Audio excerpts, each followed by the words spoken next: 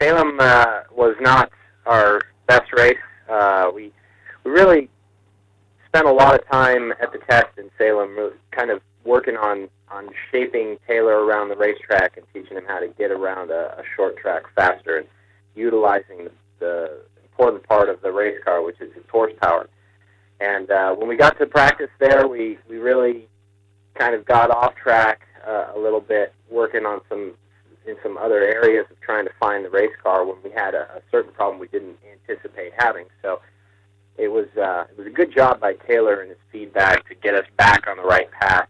He let us know that the car was touching the track, and we couldn't figure out why for a while. But once we figured that out, it made the car a lot more comfortable, and he was ready to go. So he did a really good job with that.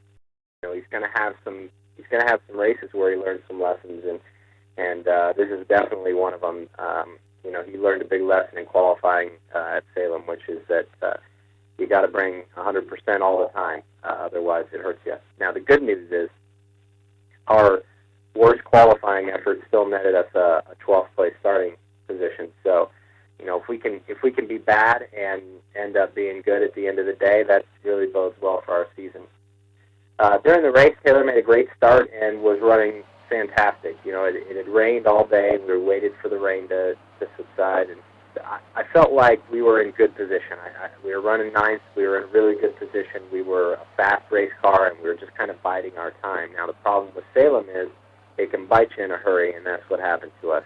A wreck happened in front of us, and it ended up that there was just nowhere for him to go. He ended up running into the wreck a little bit and getting hit from behind.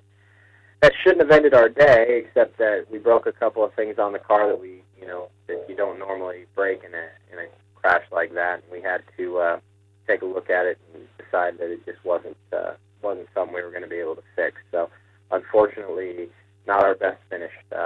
But lesson learned, hard lesson, but lesson learned nonetheless. And we'll move on to Iowa.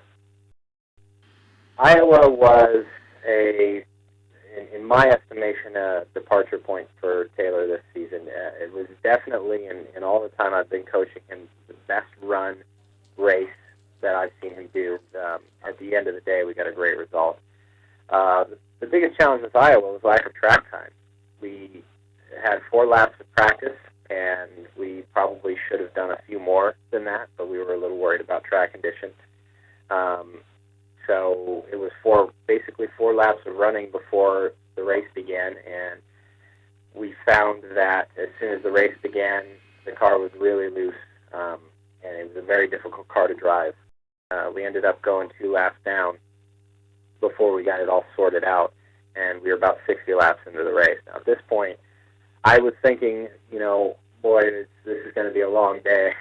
We've got to hope a lot of cars fall out in front of us, but Tayler did a fantastic job running the field down. Once we made some changes to the car and got it working a little bit better for him, he really turned it on.